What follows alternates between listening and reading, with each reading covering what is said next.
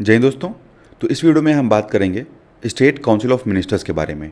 तो देखिए, हमारे संविधान का जो आर्टिकल 163 है वो ये कहता है कि जो हमारे काउंसिल ऑफ मिनिस्टर्स होंगे वो एडवाइस करेंगे गवर्नर को, यानी कि एक स्टेट के जो काउंसिल ऑफ मिनिस्टर्स हैं वो गवर्नर को एडवाइस करने का काम करेंगे। ये कहता है आर्टिकल 163। लेकिन जो काउंसिल ऑफ मिनिस्टर्स हैं वो गवर्नर को एडवाइस तो कर सकते हैं, लेकिन डिस्क्रिशन के मामले में गवर्नर उनका जो एडवाइस है वो एक्सेप्ट नहीं करेंगे। यानी कि जब भी गवर्नर अपनी डिस्क्रिशनरी पावर यूज़ करेंगे तो वहाँ पे उनकी एडवाइस को नहीं मानेंगे। जो स्टेट काउंसिल ऑफ मिनिस्टर्स होते हैं ये रियल एग्जीक्यूटिव होते हैं स्टेट के, क्योंकि एक स्टेट में जितनी भी एग्जीक्यूटिव पावर्स होती हैं वो सारी पावर जो हैं वो स्टेट काउंसिल ऑफ मिनिस्टर के पास होती हैं। और स्टेट काउंसिल ऑफ मिनिस्टर के जो हेड हैं वो होते हैं चीफ मिनिस्टर। और जो स्टेट काउंसिल ऑफ मिनिस्टर्स हैं ये गवर्नर के द्वारा अपॉइंट किए जाते हैं चीफ मिनिस्टर के एडवाइस पे। इसके अलावा ऐसे लोग जो कि न तो लेजिस्लेटिव काउंसिल के मेंबर होंगे न तो लेजिस्लेटिव असेंबली के मेंबर होंगे, यानी कि मान लीजिए कोई ऐसा पर्सन है जो कि न तो स्टेट की लेजिस्लेटिव असेंबली का मेंबर है और न ही लेजिस्लेटिव काउंसिल का मेंबर है, तो ऐसे लोग को भी state council of ministers appoint किया सकता है। लेकिन यहाँ पे कंडीशन ये होती है कि उस पर्सन को 6 महीने के अंदर जो है दोनों हाउस में से किसी एक हाउस का मेंबर बनना होगा। और अगर 6 महीने के अंदर वो पर्सन दोनों में से किसी हाउस का मेंबर नहीं बनता है तो उसको अपनी पोस्ट से रिज़ाइन करना पड़ेगा। देखिए, 2003 में जो है 91st अमेंडमेंट किया गया था हमारे कॉन्स्टिट्यूशन में, और इसके द्वारा क्या किया गया कि स्टेट लेजिस्लेटिव असेंबली की जो टोटल स्ट्रेंथ होती है उस टोटल स्ट्रेंथ के केवल 15% ही जो हैं वो मिनिस्टर्स हो सकते हैं। यानी कि ऐसे मिनिस्टर जो कैबिनेट की पोस्ट होल्ड किए हुए हैं, जिनको हम कैबिनेट मिनिस्टर्स बोलते हैं। तो अगर स्टेट के लेजिस्लेटिव मेंबर्स की संख्या 100 है तो केवल 15 या 15 से कम लोग ही जो हैं वो कैबिनेट मेंबर में शामिल हो सकते हैं। अगर मान लीजिए किसी मेंबर को एंटी डिफेक्शन लॉ के तहत रिमूव किया गया है, ठीक है, किसी भी मेंबर को एंटी डिफेक्शन लॉ के तहत रिमूव किया गया है तो वो पर्सन एलिजिबल नहीं होगा कि वो कोई भी मिनिस्ट्रियल पोजीशन को होल्ड करे। यानी कि वो किसी भी मिनिस्ट्रियल पोजीशन को होल्ड करने के लिए इनएलिजिबल हो जाएगा अगर वो एंटी डिफेक्शन लॉ के अंदर उसको रिमूव किया गया है। तो काउंसिल ऑफ मिनिस्टर को शपथ कौन दिलाता है? तो गवर्नर दिलाते हैं। और जो काउंसिल ऑफ मिनिस्टर्स हैं इनका जो टेन्योर है ये जो है गवर्नर के प्लेजर पे अपना टेन्योर होल्ड करते हैं। देखिए, जो भी काउंसिल ऑफ मिनिस्टर्स होते हैं उनके पास ये अधिकार होता है कि वो लेजिस्लेटिव काउंसिल या लेजिस्लेटिव की असेंबली में दोनों की प्रोसीडिंग में बोल सकते हैं और पार्टिसिपेट भी कर सकते हैं। यानी कि जो भी काउंसिल ऑफ मिनिस्टर्स हैं उनके पास ये पूरा अधिकार है कि वो स्टेट की लेजिस्लेटिव असेंबली में या स्टेट की लेजिस्लेटिव काउंसिल के जो प्रोसीडिंग्स हैं उसमें पार्टिसिपेट कर सकते हैं और बोल भी सकते हैं। लेकिन जब बात वोट देने की आएगी तो वो उसी हाउस में वोट देंगे जिस हाउस में वो बिलोंग करते हैं। अब बात करते हैं स्टेट काउंसिल ऑफ मिनिस्टर के फॉर्मेशन की। तो हमारे कॉन्स्टिट्यूशन का आर्टिकल 163 कहता है कि गवर्नर जो होंगे वो काउंसिल ऑफ मिनिस्टर को अपॉइंट करेंगे। किसके एडवाइस पे? तो चीफ मिनिस्टर के एडवाइस पे। और गवर्नर चीफ मिनिस्टर को अपॉइंट करते हैं, उसके बाद चीफ मिनिस्टर की एडवाइस पे बाकी के मिनिस्टर्स को अपॉइंट करते हैं। और जो काउंसिल ऑफ मिनिस्टर होते हैं ये गवर्नर को एडवाइस करते हैं। लेकिन जब भी गवर्नर अपनी डिस्क्रिशनरी पावर यूज़ करेंगे तो वहाँ पे गवर्नर उनकी एडवाइस नहीं लेंगे। इसके अलावा गवर्नर को सारी बात उनकी माननी पड़ेगी। इसके अलावा आर्टिकल 163 ये भी कहता है कि जो स्टेट लेजिस्लेटिव असेंबली है और जो स्टेट की लेजिस्लेटिव काउंसिल है इनके मेंबर्स को जो है मिनिस्ट्रियल पोस्ट पे अपॉइंट किया सकता है। लेकिन कभी कभी स्पेशल सर्कमस्टेंसेस में क्या किया जाता है कि जो दोनों हाउस के मेंबर नहीं हैं उनको भी मिनिस्ट्रियल पोस्ट पे अपॉइंट कर दिया जाता है, लेकिन उनको 6 महीने के अंदर दोनों हाउस में से किसी हाउस को ज्वाइन करना पड़ेगा। अगर वो ज्वाइन नहीं करते हैं तो वो मिनिस्टर की पोस्ट से रिमूव कर दिए जाएंगे। लेकिन हमारे संविधान में ये जो है कहीं भी मेंशन नहीं किया गया है कि उस इंडिविजुअल को रिज़ाइन करना पड़ेगा या वो इंडिविजुअल दोबारा काउंसिल को ज्वाइन कर सकता है या नहीं कर सकता है। तो ऐसे इंडिविजुअल को डायरेक्टली जो है रिमूव कर दिया जाता है। बात करते हैं काउंसिल ऑफ मिनिस्टर्स के टेन्योर की। तो काउंसिल ऑफ मिनिस्टर तब तक ऑफिस में रहते हैं जब तक चीफ मिनिस्टर ऑफिस में रहते हैं। यानी कि जो काउंसिल ऑफ मिनिस्टर का टर्म है वो तभी तक है जब तक कि चीफ मिनिस्टर का टर्म चल रहा है। अगर चीफ मिनिस्टर रिज़ाइन कर देते हैं या चीफ मिनिस्टर की डेथ हो जाती है या उनको डिसमिस कर दिया जाता है तो जो काउंसिल ऑफ मिनिस्टर्स होंगे वो ऑटोमेटिक डिसॉल्व हो जाएंगे। बात करते हैं गवर्नर और काउंसिल ऑफ मिनिस्टर्स के बारे में। तो देखिए, गवर्नर जो हैं ये एक नॉमिनल एग्जीक्यूटिव हैं क्योंकि इनको जो है राष्ट्रपति चुनते हैं। वहीं जो काउंसिल ऑफ मिनिस्टर्स हैं इनको जो है लोगों ने डायरेक्ट वोट दे के चुना है, इसीलिए ये रियल एग्जीक्यूटिव हैं।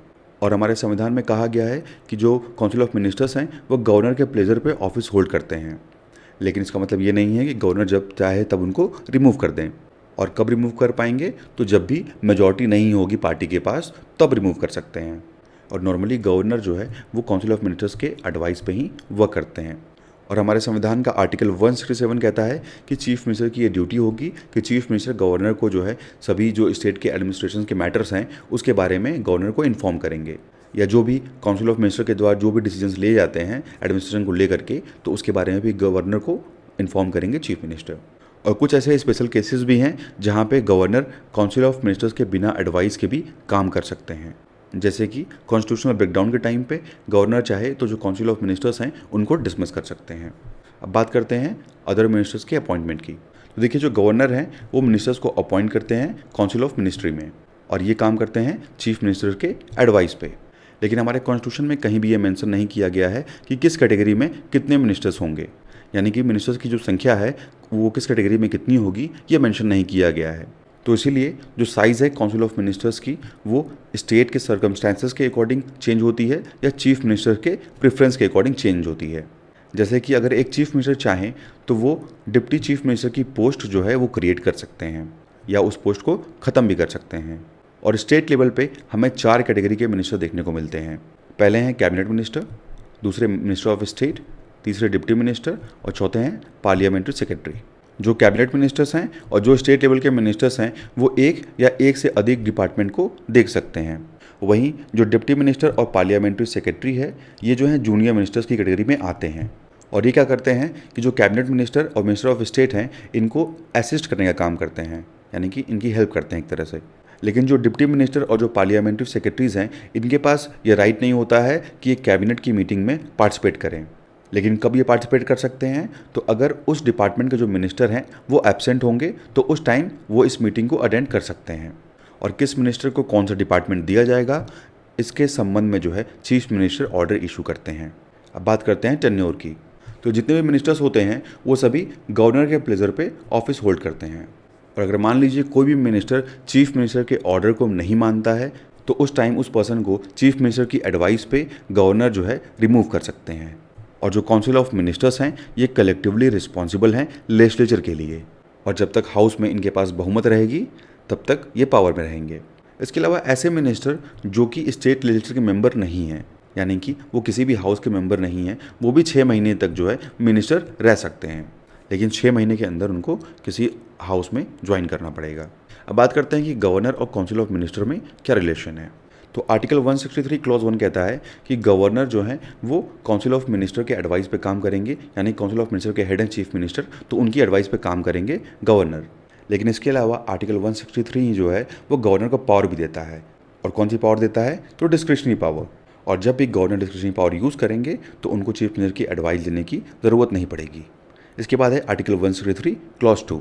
तो आर्टिकल 163 क्लॉज 2 ये कहता है कि जब भी मान लीजिए ऐसा कोई कुछ सवाल उठता है कि गवर्नर अपने डिस्क्रिप्शन यहाँ यूज़ कर सकते हैं या नहीं यूज़ कर सकते हैं, तो उस समय केवल और केवल गवर्नर का डिसीजन ही फाइनल होगा और कोई भी कोर्ट जो है गवर्नर के इस डिसीजन पे एक्शन नहीं ले सकती है। लेकिन सुप्रीम कोर्ट के द्वारा कहा गया था अपने जजमेंट में कि गवर्नर के पास ये जो पावर है ये बिल्कुल अनलिमिटेड पावर नहीं है, यानी कि इस पर भी जुडिशियल रिव्यू हो सकता है। आपको पता होना चाहिए कि गवर्नर जब अपनी डिस्क्रिशनरी पावर यूज़ करते हैं तो ये किसके वजह से यूज़ करते हैं, तो प्रेसिडेंट की वजह से यूज़ करते हैं। बात करते हैं ओथ ऑफ ऑफिस की। तो सभी जो मिनिस्टर्स होते हैं उनको ये जो शपथ है वो गवर्नर दिलवाते हैं। इसके अलावा जो मिनिस्टर की सैलरी और अलाउंसेस हैं ये आर्टिकल 164 के अकॉर्डिंग डिसाइड किया जाता है। और ये तय कौन करता है, तो स्टेट की लेजिस्लेचर इसको डिसाइड करती है। तो देखिए, काउंसिल ऑफ मिनिस्टर्स में जो है 3 कैटेगरी के मिनिस्टर्स होते हैं। पहले हैं कैबिनेट मिनिस्टर, दूसरे हैं मिनिस्टर ऑफ स्टेट और तीसरे हैं डिप्टी मिनिस्टर। तो जो कैबिनेट है वो काउंसिल ऑफ मिनिस्टर की पार्ट होती है और इसी के अंदर आते हैं कैबिनेट मिनिस्टर, और यही होते हैं रियल एग्जीक्यूटिव। और रियल एग्जीक्यूटिव क्यों होते हैं, क्योंकि ज़्यादातर जो पॉलिसी मेकिंग होती है उसमें ये पार्टिसिपेट करते हैं। इसके अलावा स्टेट के पॉलिटिकल और एडमिनिस्ट्रेटिव स्ट्रक्चर में इंपॉर्टेंट रोल प्ले करते हैं। तो जो group of first class ministers हैं इनको हम बोलते हैं कैबिनेट मिनिस्टर, और इन तीनों टाइप के मिनिस्टर्स को मिला देंगे तो इनको साथ में हम बोलते हैं काउंसिल ऑफ मिनिस्टर। और काउंसिल ऑफ मिनिस्टर जो है वो अकाउंटेबल किसके लिए होते हैं, तो लेजिस्लेचर के लिए।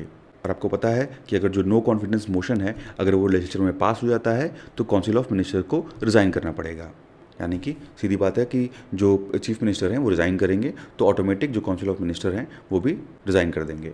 और एक मिनिस्टर जो होते हैं वो पर्सनली रिस्पॉन्सिबल होते हैं अपने एक्शंस के लिए, यानी कि उनके एक्शन के लिए पूरी की पूरी जो काउंसिल ऑफ मिनिस्टर्स की टीम होगी वो जिम्मेदार नहीं होगी, अपने एक्शन के वो खुद जिम्मेदार होंगे। अगर चीफ मिनिस्टर रिज़ाइन करते हैं या चीफ मिनिस्टर को डिसमिस कर दिया जाता है तो काउंसिल ऑफ मिनिस्टर्स जो हैं वो ऑटोमेटिकली डिसॉल्व हो जाते हैं। तो इस वीडियो में इतना ही दोस्तों। नेक्स्ट वीडियो से हम स्टार्ट करेंगे पंचायत। इसके जो नोट्स हैं वो आपको टेलीग्राम चैनल पे मिल जाएंगे। Thank you and thanks for watching.